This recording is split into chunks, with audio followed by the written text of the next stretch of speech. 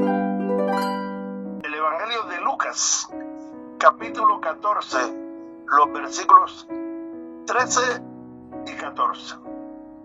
Lucas capítulo 14, versículos 13 y 14. Dice la palabra de Dios: cuando hagas banquetes, llama a los pobres, a los mancos, a los cojos y a los ciegos, y serás bienaventurado, porque ellos no te pueden recompensar, pero te será recompensado en la resurrección de los justos. Aquí se desnuda la vanidad humana. Tremendo. Aquí Jesús da este consejo para enseñar sobre la humildad y la verdadera generosidad, contraria a buscar recompensa social o la reciprocidad inmediata. Interesante que el texto trae una promesa.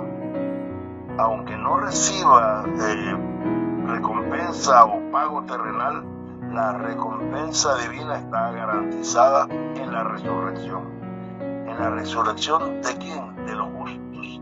En la primera resurrección. Dice que esta es una invitación a practicar la misericordia y el amor desinteresado que refleje el carácter de Dios. Este texto que acabamos de leer de Lucas 14, versículos 13 y 14. El tema que voy a tratar está basado en Juan capítulo 2, versículos 1 y 2. Es un tema en donde se muestra la importancia o lo que se debe tener en cuenta cuando tienes un invitado, cuando tú invitas. El tema se llama invitar a Jesús. He decidido invitar a Jesús. Miren cómo dice el pasaje sobre el cual vamos a basar el estudio de este tema. Juan capítulo 2, versículo 1 al 12, voy a leerlo tal cual como lo está en Reina Valera 60. Miren cómo dice: al tercer día se hicieron unas bodas en Caná de Galilea y estaba allí la madre de Jesús. Versículo 12. Y fueron invitados a las bodas Jesús y sus discípulos. Miren este detalle. Y fueron invitados a las bodas Jesús y sus discípulos. Versículo 3. Y faltando el vino, la madre de Jesús le dijo: no tienen vino. Jesús le dijo: ¿qué tienes conmigo, mujer? Aún no ha venido mi hora. Su madre le dijo a los que servían: haced todo lo que os dijere.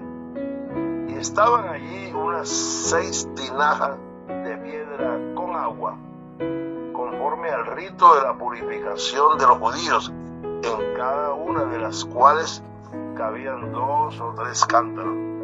Y Jesús les dijo: llenad estas tinajas de agua. Y las llenaron hasta arriba. Entonces les dijo: sacad ahora y llevadla al maestresala. Y la llevaron. Cuando el maestresala probó el agua hecha vino, sin saber él de dónde era, aunque lo sabían los sirvientes que habían sacado el agua, llamó al esposo y le dijo: todo hombre sirve primero el buen vino, y cuando ya han bebido mucho, entonces el inferior. Mas tú has reservado el buen vino hasta ahora. El versículo 11 dice: este principio de señas o de señales hizo Jesús en Caná de Galilea y manifestó su gloria. Y ojo este detalle: y sus discípulos creyeron en él. Y termina diciendo el pasaje en el versículo 12, dice: después de esto descendieron a Capernaum él, su madre, sus hermanos y sus discípulos, y estuvieron allí no muchos días. Apreciado, este pasaje tiene tantas lecciones, hay tanta riqueza espiritual, tantas lecciones para aplicar a nuestras vidas. Pero yo solamente me voy a referir a una partecita, a unos datos importantes de acuerdo al título de este tema.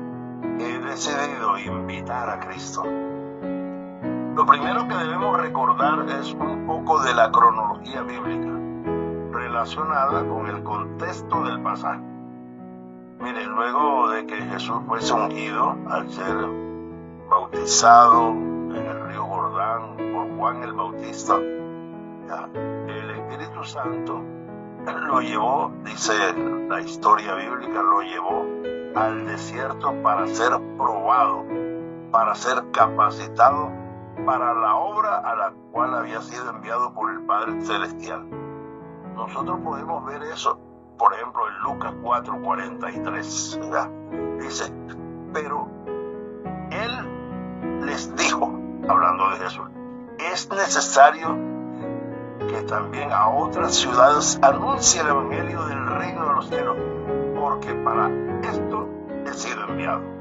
Corroborando lo que acabamos de decir, el Padre Celestial le dio dos grandes comisiones al Hijo: predicar las buenas del Evangelio, y la otra, dar su vida por el hombre pecador. Y allí en el desierto, que llamamos el desierto de la prueba, el desierto de la tentación, ¿verdad? Jesús pasó 40 días y 40 noches.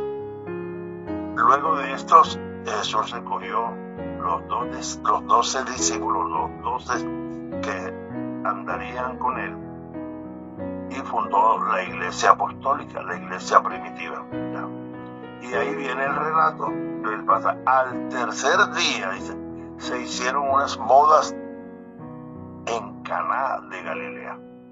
Y aquí notamos que el escenario donde sucede, ¿verdad?, esta primera seña, este primer milagro, eran una fiesta de boda, una fiesta de matrimonio, ¿ya? Y nos dice al final del versículo 1 y luego el versículo 2 dice, y estaba allí la madre de Jesús, María. Y fueron invitados a las bodas Jesús y sus discípulos. Es interesante lo que primero el prometido, el novio, en la lista de invitados de bodas que había hecho, había decidido invitar a Jesús. Este detalle es muy relevante porque el novio, el prometido, invitó nada más y nada menos que al creador del matrimonio. Génesis 2:24, luego de una tremenda conexión a primera vista que Jesús notó en Adán enseguida de la creación de la mujer, y el altísimo sentido de pertenencia que expresó en el versículo anterior, en el 23, dice, porque él con expresión de asombro dijo, esto ahora es hueso de mis huesos, carne de mi carne, esta será llamada varona, porque del varón fue tomada. Enseguida el Señor aprovechó esto y les casó. Por tanto, dice el versículo 24 de Génesis 2, por tanto, dejará el hombre a su padre, a su madre, se unirá a su mujer y serán una sola carne. Él es el creador del matrimonio, el anfitrión de esas bodas, de esa fiesta. Había comprendido lo que muchos aún hoy no han comprendido. ¿De qué se trata? De que el matrimonio es de tres: el hombre, la mujer y Cristo en medio de ellos. ¿Cómo dejar por fuera del vínculo matrimonial al Creador? ¿Quién podría saber más de esa unión que aquel que la creó? Y yo pregunto, ¿has invitado a Jesús a tu matrimonio? ¿Has invitado a Jesús a tu hogar? ¿Has invitado a Jesús a tu casa? ¿Has invitado a Jesús en tu vida? Pues déjame decirte una cosa. La presencia de Cristo en el matrimonio es garantía de seguridad. garantía de amor, es garantía de fidelidad, es garantía de estabilidad, es garantía de paz, es garantía de permanencia en la unión. ¡Qué cabezazo! ¡Qué jugada la del novio! Pensar en asegurar todo esto que hemos dicho, ¿verdad? Todo esto que hemos mencionado. Si tú no lo has hecho, aún es tiempo para que invites a Jesús en tu matrimonio, en tu hogar y en tu vida. Miren, las estadísticas relacionadas con los divorcios en los matrimonios son impresionantes. El 45% se divorcia el primer año.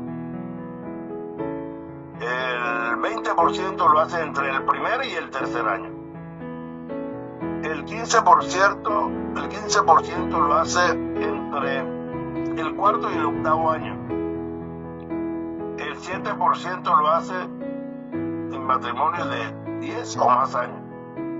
El 5% se sostiene por conveniencia social, conveniencia económica, conveniencia política, conveniencia religiosa, desamor y otros. Un 4% se mantiene por no tener el valor para separarse. Y solo un 3% se sostienen porque Jesús es su invitado permanente. ¿En cuál de esos grupos de estas estadísticas ya se encuentra tu matrimonio? Y si no es Jesús quien guía tu matrimonio, entonces ¿quién crees que lo está guiando? No es necesario rebuscar mucho para darnos cuenta con tristeza y dolor. Tengo que decir que entonces quien está guiando tu matrimonio, tu vida y tu hogar es el príncipe de este mundo. Él reina en este mundo de pecado y de maldad, menos en Cristo. Lo dice la Biblia. Juan capítulo 14, versículo 30. Estas son palabras de Jesús. Dice Jesús: no hablaré ya mucho con vosotros, porque viene el príncipe de este mundo y él no tiene nada en mí. Es decir, Satanás no tenía ningún poder, dominio, ni pecado en Jesús que le permitiera reclamarlo de él como suyo. Es imperativo que tú decidas invitar a Cristo en tu vida. Y como resultado y evidencia de lo que significó para el novio, para el esposo, luego esposo, haber invitado a Jesús a su fiesta de bodas. Eso está relatado ahí a partir del versículo 13. Y faltando el vino, la madre de Jesús le dijo a Jesús: no tienen vino. Esto no fue una simple información de las circunstancias, era una sugerencia. De alguna manera, María, la madre de Jesús, estaba involucrado con los anfitriones. En el deseado de toda la gente se dice que eran familiares. Y también estaba involucrada en la organización de la boda, del evento en sí. De modo que María, que conocía perfectamente las costumbres, ¿verdad?, de la celebración de una fiesta de bodas, sabía perfectamente lo que significaba que se hubiese terminado. Las fiestas de boda eran largas, demoraban varios días, y era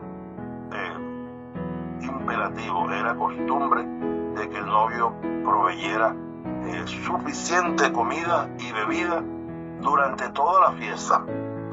Y el que se terminara el vino, el que escaseara el vino en ese tiempo de duración de la fiesta, era una verdadera desgracia. Él era considerado incluso una falta de hospitalidad. Y era una vergüenza, ¿verdad?, que quedaba en la mente de los asistentes y se difundía esto. Ya. Pero los beneficios, las mercedes de Cristo, ¿verdad?, de haber sido invitados, se hicieron latentes. Miren, apreciados, no invitar a Jesús ocasiona consecuencias.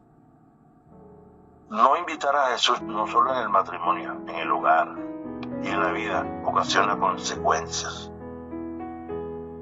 Nosotros debemos tener un invitado permanente, un invitado que nos permita o que tenga como conclusión que cuidemos nuestro sentir, nuestro pensar, nuestras palabras y nuestras acciones. Y a mí me llama la atención lo que se narra en el versículo 11. Es interesante en ocasión de este milagro.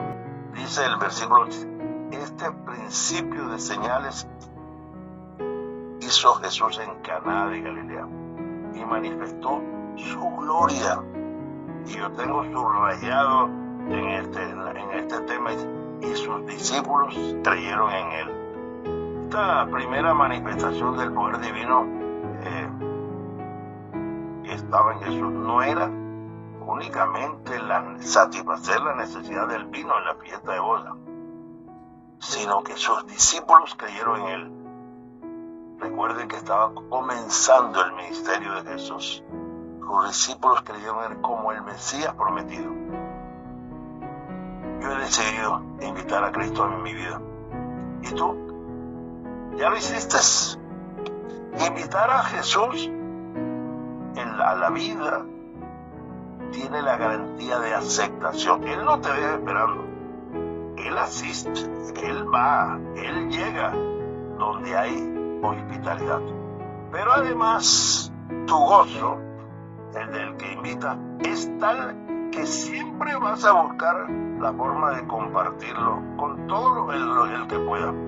Por ejemplo, luego de la resurrección de Jesús, al tercer día, la Biblia narra un hecho, un pasaje interesante. Había ese domingo, primer día de la semana, que Jesús resucita. Iban dos de los discípulos, ¿verdad?, de camino de Jerusalén a Emaús. Esa historia la narra Lucas a partir del capítulo 24. Pero yo solamente voy a extraer unos pequeños detalles de esa historia. Por ejemplo, el pasaje está en Lucas 24, del 13 al 35, pero solamente voy a tomar dos versículos, capítulo 24, 28 y 29, los textos. Dice que llegaron a la aldea, o sea, llegaron a Emaús, llegaron a la aldea a donde iban. Y él, refiriéndose a Jesús, hizo como quien iba más lejos. Dice, mas ellos le obligaron a quedarse, diciendo: quédate con nosotros, porque se hace tarde y el día ya ha declinado. Entró pues a quedarse con ellos. Miren que el texto no dice, ¿verdad?, y ellos invitaron a Jesús a quedarse. No es invitado, no. El texto dice, le obligaron a quedarse. La palabra griega usada como obligarse, o traducida como obligarse, es angerú. Y solo aparece 4 veces en el Nuevo Testamento. 4 veces. 2 veces con relación a este pasaje. Y es más que todo, da el significado de forzar, obligar, forzar. Forzaron a Jesús a que entrara a su casa. Esto es mucho más que invitarlo. Fíjense que dice el versículo de Lucas 24, desde el 33 hasta el 35, dice: y levantándose a la misma hora, ya era de noche, porque llegaron de noche, ya cuando el día había declinado, llegaron a la aldea, cuando obligaron a Jesús a quedarse. Y miren lo que sucedió. Dice, y levantándose en la misma hora de noche, volvieron a Jerusalén, se regresaron de noche, desafiando peligros, inseguridad, pero sentían tanto gozo. Eso es lo que sucede cuando tú invitas a Jesús a estar en tu vida, a entrar en tu casa, a entrar en ti. Dice, volvieron a Jerusalén, dice, y hallaron a los 11 reunidos, a los 11 porque ya Judas no estaba, y hallaron a los 11 reunidos y a los que estaban con ellos, o sea, otro grupo, que decían, ha resucitado el Señor verdaderamente y ha aparecido a Simón. El versículo 35 dice, entonces ellos, los 2 discípulos que iban para Emaús y que se regresaron, dice, entonces ellos contaban las cosas que le habían acontecido en el camino y cómo le habían reconocido a Jesús al partir el pan. Apreciado, esto es lo que sucede cuando tú invitas a Jesús en tu vida. Te produce tal gozo que no te lo callas, que lo testificas, que lo divulgas. Amén, amén. Esta parte de la historia de este encuentro es impresionante y debiera ser para nosotros un estilo de vida permanente, forzar a Jesús a quedarse en nuestras vidas. ¿Te acuerdas que Simón, Pedro y Felipe propagaron? Hemos hallado al Mesías. Así lo entendió también Natanael cuando afirmó, Rabí, tú eres el Hijo de Dios, tú eres el Rey de Israel. Ahora miremos un poquito acerca de lo sucedido al morir Jesús. Qué honor, qué gran privilegio el de José de Arimatea, de invitar a Cristo a su morada de muerte, un sepulcro totalmente nuevo que estaba destinado para él mismo, para José de Arimatea. Qué honor el de esta invitación para que fuera su última morada terrenal en vida. ¿Cuál era la muerte, verdad, temporal del Señor Jesús? Y tampoco podemos dejar de mencionar la invitación permanente, ¿verdad?, del cual era objeto Jesús cuando estaba en Judea. Allí, en Betania, en la casa de Marta, María y Lázaro, sus amigos cercanos, ellos invitaban permanentemente a Jesús. Este lugar se convirtió en un espacio de intimidad, donde compartía la vida cotidiana y descansaba de su ajetreo en el ministerio y de las tensiones de Jerusalén, en Jerusalén. Fue la última casa acogedora antes de la crucifixión, un lugar de preparación espiritual. Bueno, todos sabemos las maravillosas bendiciones de esta familia que recibieron de manera preferencial de Jesús. A María fue absuelta de la condenación de su vida pecaminosa. A Lázaro fue resucitado. Y Marta una abnegada servidora, fue confirmada en su don. Esto es lo que sucede cuando tú invitas a Jesús a tu vida, a tu hogar, a tu matrimonio. Solo bendiciones, gozo, y la palabra de Dios dice que la bendición de Dios no añade tristeza. ¿Qué es lo que añade? Gozo permanente. El gozo que tú no aguantas quedártelo y lo compartes con los demás. Lo difundes, testificas. Yo he invitado a Jesús a morar en mi vida permanentemente. ¿Y tú? ¿Aún no lo has hecho? ¿Sabes cómo se refleja que la invitación que le haces a Jesús es permanente? ¿Sabes cómo lo reflejas? En tu carácter. Cuando al pensar mantienes en tu mente y en la puntica de la lengua, como dice uno, a Jesús. Cuando Él es el centro de cada pensamiento, de cada palabra, de cada hecho. Cuando cada vez que vas a salir o cuando estás en tránsito, siempre estás pensando en que la primera persona o las personas con las cuales interactúes, presentarle a Jesús.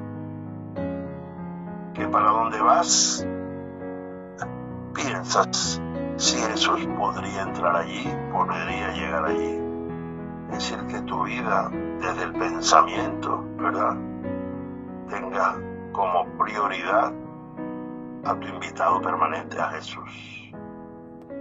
Entonces el Espíritu Santo comenzará a obrar, a hacer esa limpieza de esos defectos de carácter. Y cada día tu carácter, ¿verdad?, va siendo similar y acercándose a la estatura del carácter santo de Jesús. Yo he decidido invitar a Jesús en mi vida. ¿Tienes a Jesús como tu invitado permanente?